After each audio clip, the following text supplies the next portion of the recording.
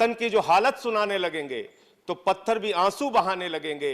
अगर भीड़ में खो गई आदमियत तो उसे ढूंढने में जमाने लगेंगे। इंसानियत का, आदमियत का, मानवता का कत्ल हुआ है दिल्ली में मान्यवर। और ये एक दिन में नहीं हुआ मान्यवर। चुनाव के पहले आग सुलगाई गई और चुनाव के बाद आग लगाई गई।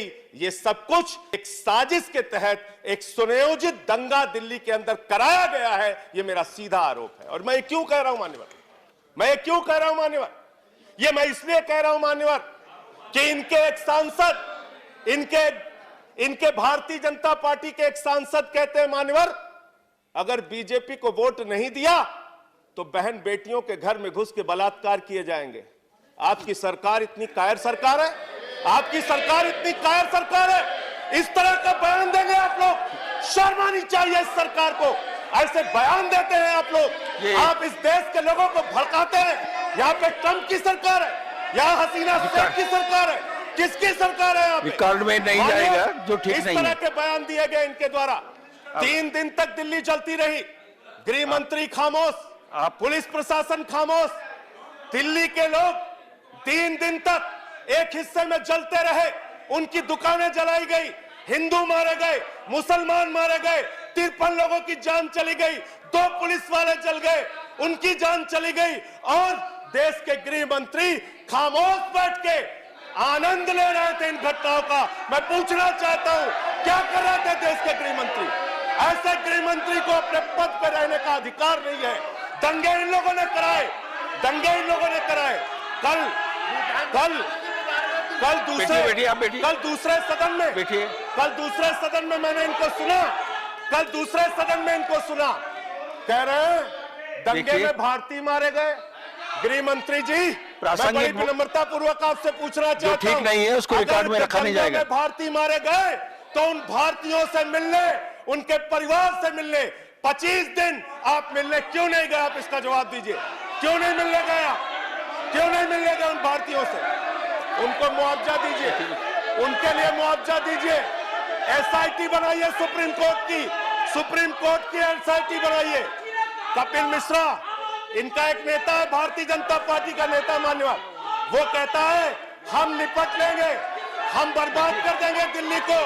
और जो जज एफआईआर का ऑर्डर देता है उस जज का आप ट्रांसफर कर देते हैं। जुडिशरी खतरे में है, जुडिशरी खतरे में है। आपने जज का ट्रांसफर कर दिया, कहां जाएगा न्याय के लिए आदमी? कहां जाएगा? जज अगर जज के लिए ऑर्डर करता है, जज अगर एफआईआर के लिए ऑर्डर करता है, उस जज का ट्रांसफर कर दिया जाता है मान्यवर। ये सब कुछ हुआ दिल्ली में, दिल्ली के अंदर ये सब कुछ हुआ। और गृह मंत्री जी अपने विषय पर बात करते हुए, मंत्री जी आपसे लिखित रूप में दिल्ली के मुख्यमंत्री ने कहा यहां पे कर्फ्यू लगवाइए, दंगे हो रहे हैं, यहां पे आर्मी भेजिए, दंगे हो रहे हैं। आपकी सरकार खामोश बैठी रही, आप चुपचाप बैठे रहे, हाथ में हाथ धरे बैठे रहे। क्यों बैठे रहे? इसलिए बैठे रहे कि आपके लोग इन दंगों में शामिल थे। वो 300 लोग कौन थे? वो 300 लोग कौन थे? कौन थे वो 300 लोग जो उत्तर प्रदेश से आए? आपने कहा उत्तर प्रदेश से आए। उत्तर प्रदेश में आपकी सरकार है, भाजपा की सरकार है, योगी की सरकार है। क्या कार्रवाई हुई उनके खिलाफ? क्या कार्रवाई हुई भड़काऊ भाषण देने वालों के खिलाफ?